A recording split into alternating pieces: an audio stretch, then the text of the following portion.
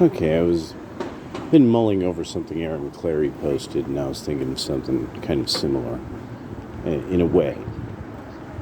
And then it just really hit me. That I was like, because I didn't want to be really negative and throwing all kinds of hot coals on the internet, as so many of us like to do.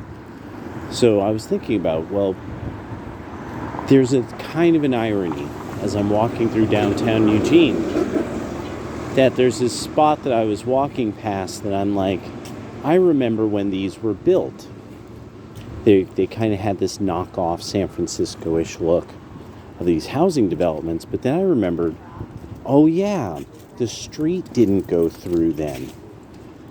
So there was no traffic on the downtown streets. They had made them such that you couldn't drive cars through the downtown. And one corner building was an old-fashioned arcade with like pizza and soda pop and all this. And coming from San Francisco at that time, the early 2000s, I'm like, oh my gosh, you guys still have an arcade. And and she's like, yeah, but they're doing something in the street now. So there's going to be traffic and blah, blah, blah. Now the arcade place, that closes, becomes this thing called Shaw Med, and all these buildings get rebuilt, stuff gets redone. But here's the irony. After all this time, now there are barcades. There's no youngsters, so apparently this was really, after school, a place that the young would go to the coffee shop and go to the arcade. And this had apparently its own issue of attracting people who sold LSD and pot.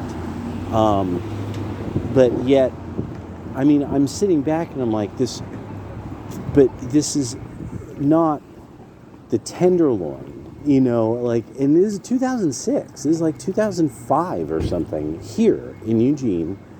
And I'm like, why did you guys shut this beautiful place down? This was a great idea. What? I don't understand.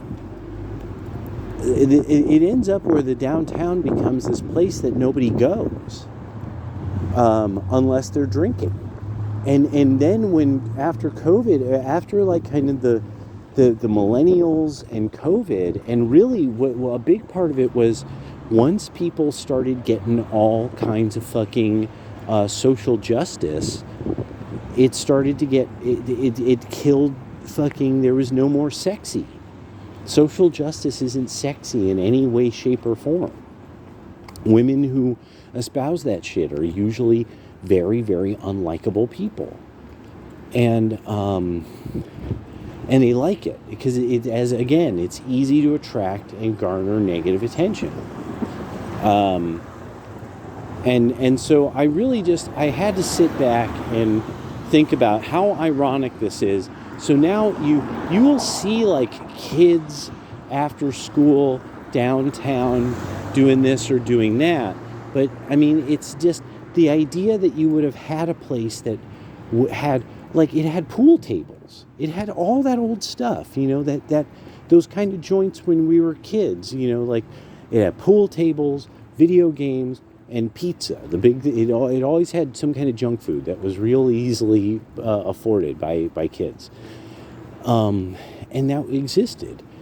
And now it's like, oh, well, why have that? And it hit me, I'm like, so you've started to build.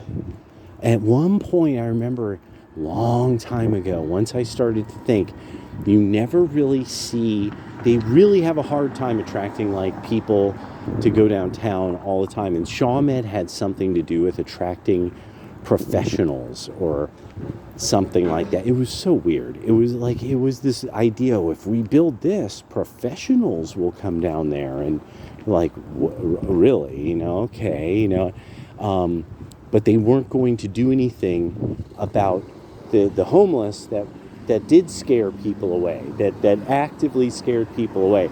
Again, another thing about the observantia part of science that I have an issue with the left now is, no, you could observe that was true.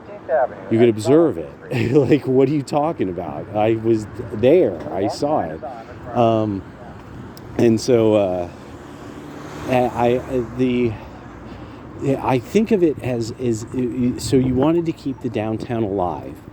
This takes teens of years to go through these iterations of stuff being open and then closing up and down that street.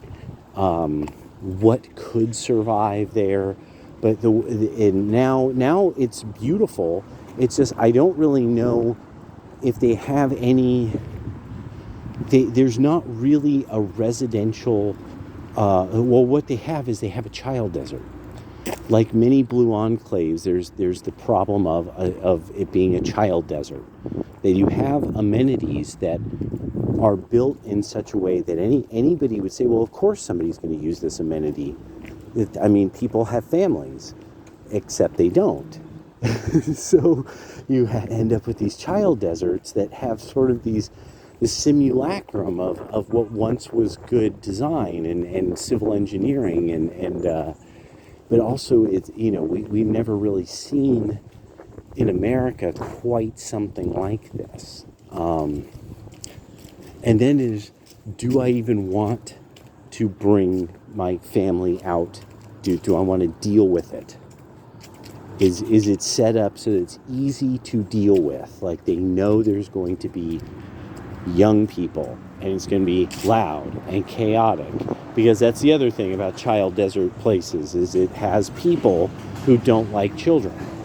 And that's why they don't have them and actively don't. And really when you're in blue enclaves, one of the things, this is a thing for the Democrat types, is we hear you say it. We hear you say how much you don't like children. Like you say it out loud.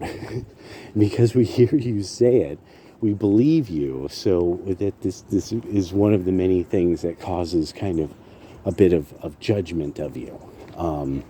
So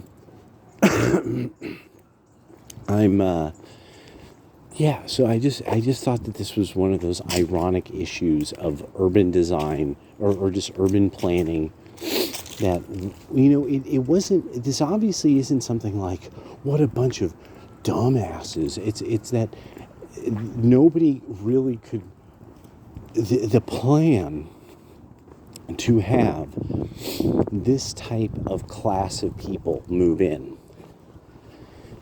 And really thinking that you could plan for this, that you just have to put this alchemy together.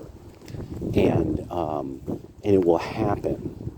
More and more I've started to have to sit back and I'm like, yeah, there's definitely something baby boomer about that. And kind of thinking of almost marketing and politics as a science rather than an art form. Where there's metrics in marketing. But really like it's kind of magical. Pet Rock was kind of magical. Tamagotchi was kind of magical. This was an amazing piece of technology. It was just amazing that they were able to get people to buy it. So it's just something I've been thinking about a bit. All right, later.